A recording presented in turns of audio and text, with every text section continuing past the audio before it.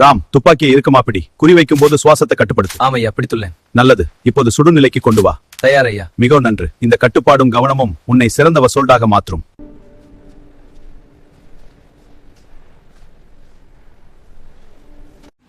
இராணுவ வீரன் அவள் பாகம் 5.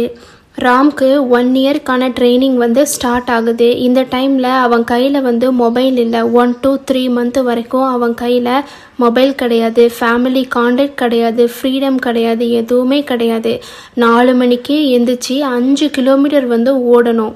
அப்போது அவன் படுற கஷ்டத்தினால அவன் நினைக்கிறான், நான் ஏன் இங்கே இருக்கேன், நான் ஏன் இவ்வளோ கஷ்டப்படுறேன், ஏமா அச்சீவ் பண்ணுறதுக்கு நான் இவ்வளோ கஷ்டப்படணுமா அப்படின்னு சொல்லிட்டு திங்க் பண்ணிகிட்டே இருக்கான். அவனுக்கு வந்து லெக் வந்து ரொம்பவும் ஷேக் ஆகுது. அப்படி இருந்தும் கூட அவன் ஓடிக்கிட்டே இருக்கான்.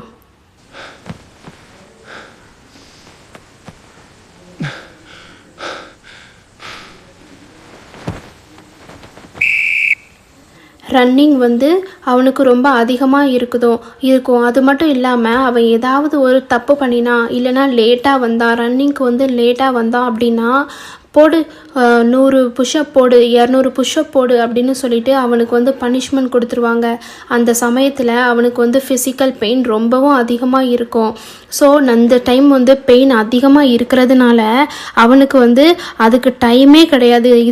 இந்த பெயினாக இருக்குது, ஸோ கொஞ்சம் ரெஸ்ட் எடுத்துக்கலாம் அப்படின்னு சொல்லிட்டு டைமே கிடையாது. மறுபடியும் ஓடுன்னு சொல்லிட்டு அவ்வளோ கஷ்டமாக இருக்கும். ஆர்மியோட லைஃப் அந்த 1 இயர் வந்து அவ்வளோ கஷ்டப்படுவாங்க தெரியுமா. Dalam! Maya! Omegi Patul! வேகம் அதிகரிக்க! அப்புறம் அந்த சீனியரை வந்து நம்ம ரெஸ்பெக்ட் பண்ணணும். அப்புறம் இந்த டைமில் ராம் நினைக்கிறான், பெசாட்டி நம்ம இந்த ஜாபை வந்து குவைட் பண்ணிடலாமா அப்படின்னு நினைக்கிறான். அப்புறம் இன்னொரு மைண்ட் செட் வந்து என்ன அப்படின்னா, இந்த சமயத்தில் தான் நம்ம ஸ்ட்ராங் ஆகும், இந்த டைமில் வந்து நம்ம குவைட் பண்ணவே முடியாது. ஆனால் ராமோட ஒர்க் பண்ண நிறைய பேர் வந்து ரொம்ப கஷ்டமாக இருக்குது அப்படின்னு சொல்லிட்டு ஃபஸ்ட்டு 1 to 3 மந்த்லேயே வந்து ஜாபை வந்து குவைட் பண்ணிட்டாங்க. ஆனால் நம்மளுடைய ராம் மட்டும் முன்னேறி போயிட்டு இருக்கான். அதுக்கப்புறம் வந்து அவனுக்கு 1 to 3 மந்த்துக்கான ட்ரைனிங் வந்து முடிஞ்சிருச்சு. அதுக்கப்புறமா இப்போ 4 to 6 மந்த்துக்கான ட்ரைனிங் வந்து ஸ்டார்ட் ஆகுது. அப்போது வந்து அவனுக்கு வந்து ஃபஸ்ட்டு இருந்த மாதிரி இருக்காது. ரன்னிங் வந்து ஃபஸ்ட்டு வந்து ரன்னிங் ரொம்ப கஷ்டமாக இருக்குமா, இப்போ அவனுக்கு பழகுனதுனால அவனுக்கு வந்து ரன்னிங் வந்து ரொம்பவே ஈஸியாயிரும். அப்புறம் அவனோட மசில்ஸ் எல்லாமே வந்து டெவலப் ஆகும், ப்ரீத்திங் கண்ட்ரோல் எல்லாமே வரும். அதுக்கப்புறமா வந்து பெரியவங்க வந்து அவனுக்கு வந்து நிறைய விஷயங்கள் சொல்லிக் கொடுப்பாங்க. அவனோட சீனியர்ஸ் வந்து அவனுக்கு நிறைய விஷயங்கள் சொல்லிக் கொடுப்பாங்க. தப்பு பண்ணிட்டியா, போடு அகெயின், போடு புஷ்அப் அப்படின்னு சொல்லுவாங்க. அதுக்காகவே அவங்க வந்து ரொம்ப பர்ஃபெக்டாக பண்ணணும் அப்படின்னு ராம் வந்து நினைக்கிறான். அதுக்கப்புறமா அவனுக்கு வந்து கன் ஷாட் எல்லாம் பண்ணி கொடுக்குறாங்க. ராம், துப்பாக்கியை இருக்குமா பிடி. குறிவைக்கும் போது சுவாசத்தை கட்டுப்படுத்து. ஆமையா, பிடித்துள்ளேன். நல்லது. இப்போது சுடுநிலைக்கு கொண்டு வா. தயார் ஐயா. மிகவும் நன்று. இந்த கட்டுப்பாடும் கவனமும் உன்னை சிறந்த வசோல்டாக மாற்றும். Rifle handling, safety rules, shooting position எல்லாமே பண்ணி கொடுக்குறாங்க. அதுக்கப்புறமா வந்து அவனுக்கு வந்து அதுக்கப்புறம் லஞ்சு, டின்னர் எல்லாமே வந்து ப்ரொவைட் பண்ணுறாங்க. நல்ல ஹெல்தியான நியூட்ரிஷனான ஃபுட்டு வந்து அவனுக்கு ப்ரொவைட் பண்ணுறாங்க. ஆனால் அவனை கிண்டல் பண்ணுறதுக்கு எங்கேயாவது இருந்து வந்துடுவாங்க.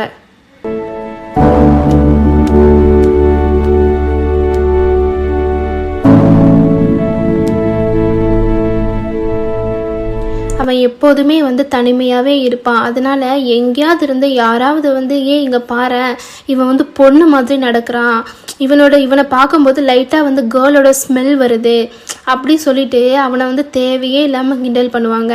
ஆனால் அவன் எதுக்குமே காது கொடுத்து ரெஸ்பெக்ட் பண்ணவே மாட்டான். நாய் குலைச்சிட்டு போட்டோம் அப்படின்னு சொல்லிட்டு அவன் அமைதியாக இருப்பான், ரொம்ப அமைதியாக இருப்பான். அதுதான் அவனுக்கான ஸ்ட்ரென்த்தே. அவனுக்கு வந்து ட்ரைனிங்கும் வந்து கம்ப்ளீட் ஆகுது. 7 to 9 மந்த்துக்கான ட்ரைனிங் எல்லாமே வந்து கம்ப்ளீட் ஆகுது. அவனுக்கு வந்து வீட்டு நினப்பு வருது. அம்மா அப்பாவை நினச்சி ரொம்ப கஷ்டப்படுறான். அம்மாவோட எப்படியெல்லாம் நம்ம இருந்தோம் அப்படின்னு 7 to 9 மந்த் ட்ரைனிங்கில் வந்து ஃபாரஸ்ட் இல்லைன்னா டெசர்ட்டில் வந்து அவனுக்கு வந்து ட்ரைனிங் கொடுப்பாங்க எங்கேயாவது. அப்போ அங்கே வந்து ரெயின், கோல்டு ஹீட் எல்லாத்தையுமே வந்து அட்ஜஸ்ட் பண்ணிட்டு வாழணும். அவங்களுக்கு வந்து கம்ஃபர்ட்டே கிடையாது ராம்க்கு.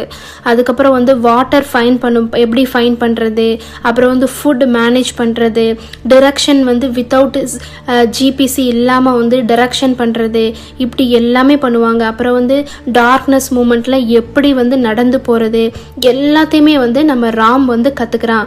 இங்கே தான் ராம் வந்து ரியல் சோல்ஜராக வந்து டெவலப் ஆகுறான். ஆல்மோஸ்ட் ராம் வந்து என்ன ஆயிட்டான், அவனோட 1 இயர் ட்ரைனிங் வந்து கம்ப்ளீட் ஆகுது. இப்போ தான் வந்து ராம் அண்ட் ராமோட கூட சேர்ந்தவங்க எல்லாருமே வந்து ஒரு ரியல் சோல்ஜராக இப்போ தான் அவங்க வந்து கம்ப்ளீட் ஆகுறாங்க. ஸோ வந்து ஆர்மியை பொறுத்த வரைக்கும் அங்கே வந்து ஃப்ரெண்ட்ஸ் கிடையாது, ஃபேமிலி தான். ஆனால் நம்ம ராம் என்னவோ தனிமையாக தான் இருப்பான்.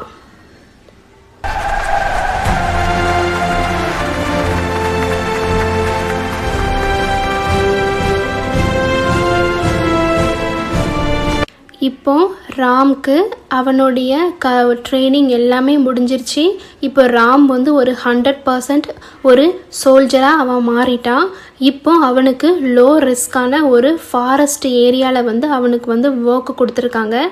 ரொம்பவும் நல்ல ரொம்ப ஒரு அக்யூரஸியான ஒரு மைண்டோட அவனோட ஒர்க்கை ரொம்ப சந்தோஷமாக அவன் பார்த்துட்டு இருக்கான்.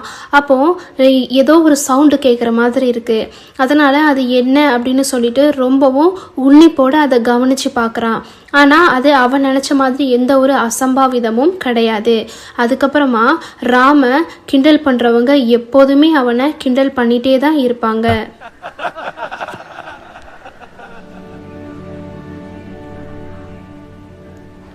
ஒரு சில நேரங்களில் அவனுக்கு என்ன பண்ணுறதுனே தெரியாது. அவனுக்கு வந்து கஷ்டமாக இருக்கும். அவங்க கிண்டல் பண்ணால் ஒன்று கேட்டுட்டு கேளாத மாதிரி இருப்பான்.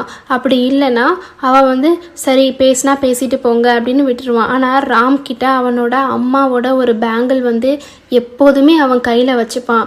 அதை வந்து வியர் பண்ணும்போது அவனுக்கு வந்து அவனுடைய அந்த கேர்ள் நான் வந்து ஒரு கேர்ள் அப்படி சொல்லிட்டு ஒரு அழகான ஃபீலிங் வந்து அவனுக்கு கிடைக்கும். ஸ்ட்ரெங்த் உன் பாடியில இல்லை, உன் மைண்ட்ல இருக்கு.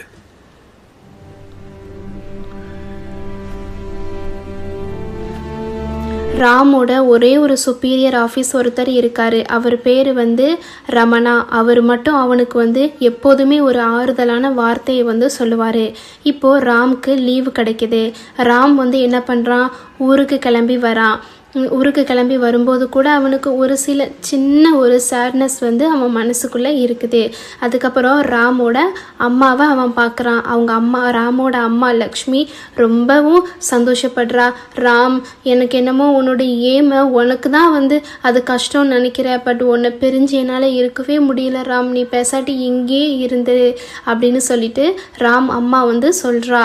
அப்போ எப்போதும் போல் அவனுடைய அந்த அந்த டாய்லெட்குள்ளே ராமா இருக்கக்கூடிய அந்த டாய்லெட்குள்ளே பார்த்துட்டு இருக்கான். அவனுடைய முகத்தை அவனே பார்க்குறான். ஏன் நம்ம கடவுள் வந்து ஆணா படைச்சிட்டு நம்மளை வந்து பொண்ணுக்குள்ள தாட்ஸை வந்து கொடுக்குறாரு அப்படின்னு சொல்லிட்டு நினைக்கிறான்.